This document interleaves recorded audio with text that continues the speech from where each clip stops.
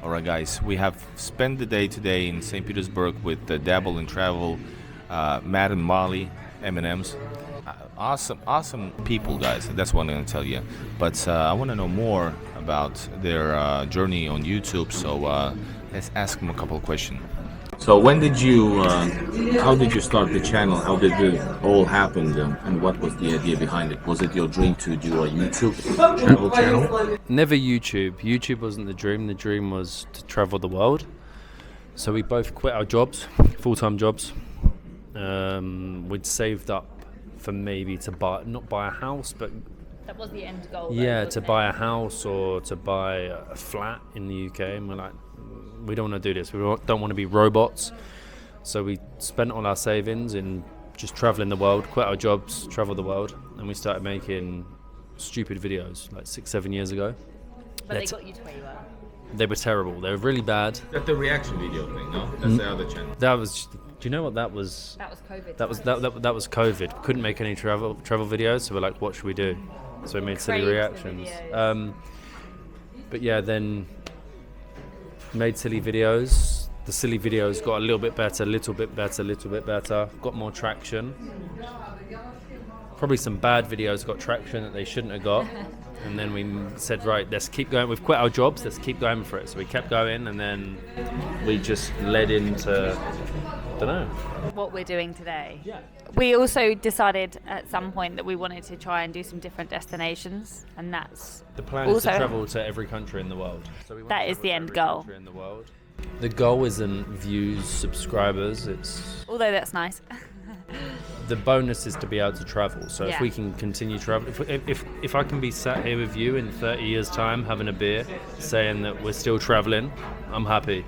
And also, just like a side note, we really still can't believe that this is something that we're able to do all the time, and never take any day for granted. It's a real privilege. We were lucky. We were lucky that our videos did well, and we were able to do it full time. But each day is so different and interesting. We meet so many different people, and I think that's what we want for the future. Yeah, for sure. Because there'll be people out there that have lots of money and that can just travel the world without making videos or doing whatever.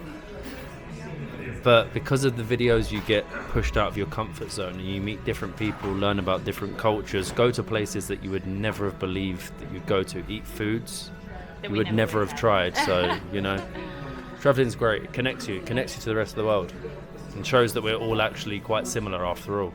So what's the 5-year plan right now? 5-year plan? Same as we're doing. Same thing, just keep traveling, new countries, different destinations. If we can continue doing what we're doing now for 5 years, then I would say that's a very If we're still successful doing life. it, I'm happy. Yeah, if I'm still traveling and we're closing in on traveling to every country in the world, then I'm happy. You can. No, open with your hands. Really? Yeah. Okay. So, is it hard? Because I heard you guys are not married, right? Yeah, no. So, being a pair on the road, what's the challenges? It's better for you. It's difficult. So not you annoy each other all the time, right? Do you get annoyed? Oh, of You're course. working together as well. I suppose a lot of people don't see that because we're only filming our videos, but yeah. Edit it out. Well, and it just isn't something that we would ever film. The thing is with being together with someone when it's your business, it's your job, and it's also your passion.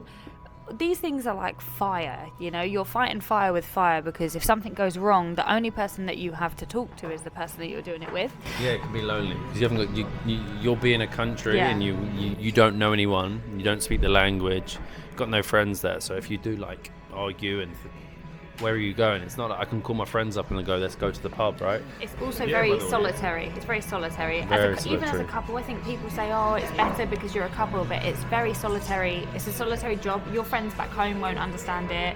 Even our parents, they don't really understand it. And obviously we don't really understand it. It's also new, but you do this job and this life on your own. A lot of the times you're in countries where people can't speak to you, or you can't speak to them, and you go back to your room. You don't have a normal life. Eating is it seems to be getting worse and worse now. Like trying to be healthy on the road is ridiculous. trying to go to the gym every day. It becomes boring trying to think of what you're going to have for dinner rather than cooking your own dinner. And I know it is a luxury, like going out for like a food at a restaurant, but it's so monotonous because like how many times do I want to sit and have something that I don't really want, but like someone's just cooked me something. You need to do the apartment hotels to have your own kitchen. But then you've got to go and buy all the ingredients, and by that point I can't be bothered. Yeah, we're only normally in St. Petersburg. We're here for a bit longer because it's a big city, you know. But we're normally only in a town or city for like 3 days. 3 days. So when you're in a place 3 days, there's no time to cook your food. So. But also not even that though. Even when you're in a place for 3 days, if I was going to go and cook my food, I've got to go and buy salt, pepper, the flavourings for all my food. I've got to buy the side for my food. Like, and by that point, it's just either cost too much or it's just so much time. I don't have time to be sitting down cooking meals, breakfast, lunch, and dinner. So. It's a very hard balance, and I know these are like. I wouldn't change it. I wouldn't change it for the world. That's a bad point. The solitary and the food are the two. Even tonight, it's like, right, what am I having for dinner? Because I'm not cooking something. I've got to go and get something. I know what you have, roast sticks. Maybe. No, Burger King. Yeah.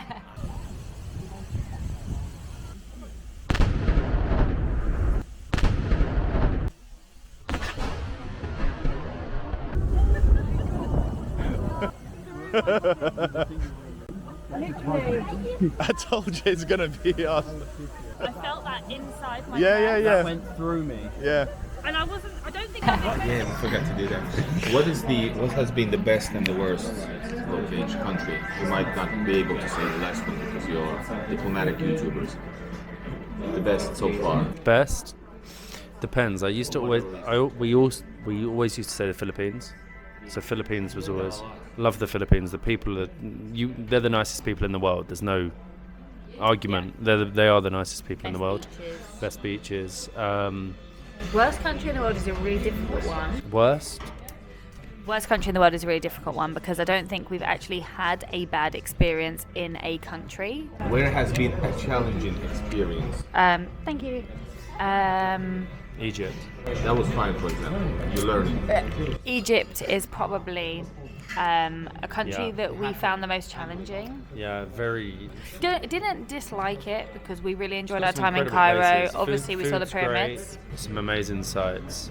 Most of the people are great, but at tourist sites, like, they're unbearable.